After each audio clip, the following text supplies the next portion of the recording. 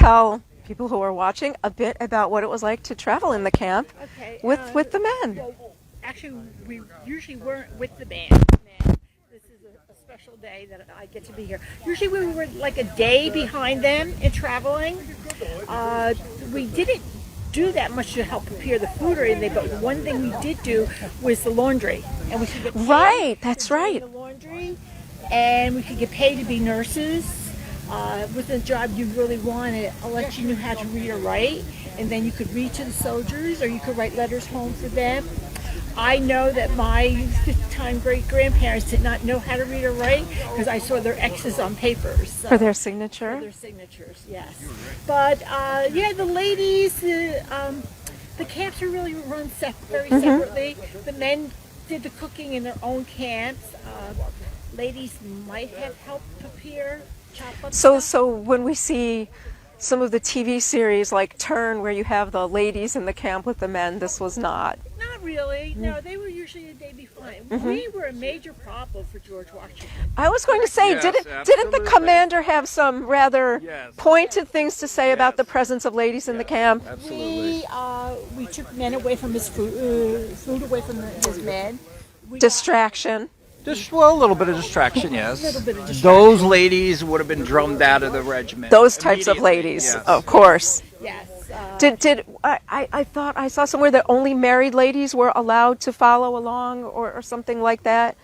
Single ladies were frowned upon. Yes, were frowned upon. But if you had, say, a daughter that had nowhere else to go, our wonderful general could give his permission for her. For her to come along. Yes. The name camp follower is a wide range of people. Say you're a gentleman, you live down in New York City. Yes. The British started to occupy the city. So your home's occupied, your home was burned Yes. down, it's destroyed, you have nowhere to go. You have a skill. You're a cordwainer, you're a cooper, or a tailor. They might be kept with the army, and they're following as a camp follower. Because they have a necessary skill. They have a skill, absolutely. Because that's what we want. We want people who actually have skills, who's going to support the army, not something that's going to hold us back. Right.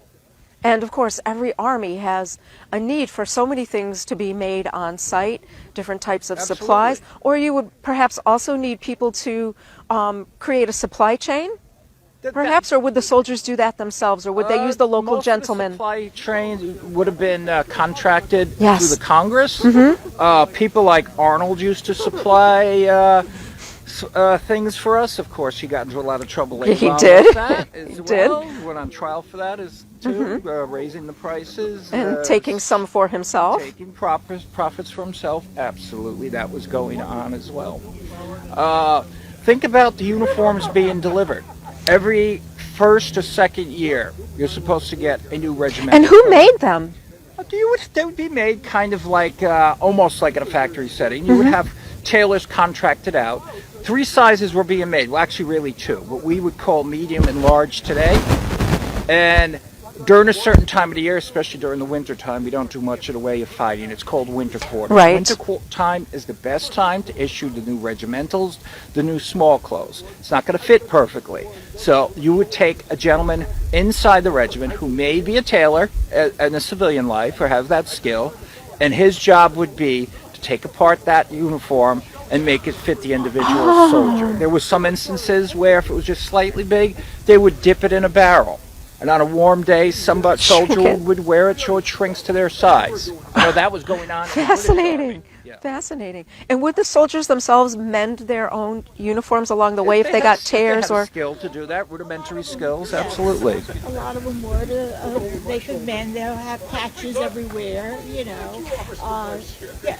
Again, the women, we were a problem because, you know, they had to worry about our safety. Right, Our of course, children's safety. of course. You know, and so yeah, you know, the few instances that you have in history where the wife is right there with the husband, it really didn't happen that often, and you know, so. So the commander viewed the ladies as somewhat of a liability. Correct, yes. Oh my goodness. own wife, Patsy, when she came to visit me, I would send her home as soon as the spring thaw came about. It wasn't safe to have her around, especially when the army's on. From the fighting.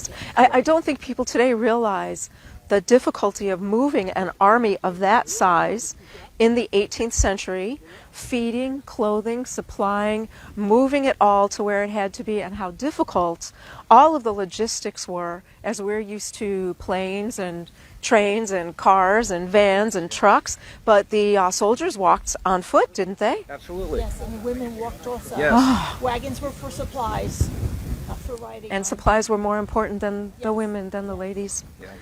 This is so much fun to learn, as the character I play is a wealthy lady in New York City, so she has very little knowledge of all this, as she will flee the city during the war and then go back to her nice home after the war. So it is quite interesting to learn all of this today about what was going on the scene at the time.